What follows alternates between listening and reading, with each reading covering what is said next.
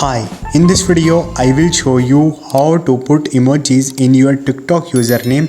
So the process is pretty simple. If you want to add some emojis in your username of the TikTok, you can simply follow this procedure. So first of all, open your TikTok mobile application and you have to click on your profile from the right bottom. And once you will do it, now you have to click on your edit profile. Once you will click on it, and you will see I have already emojis to my username. So how you can do it, simply tap on the name or the username.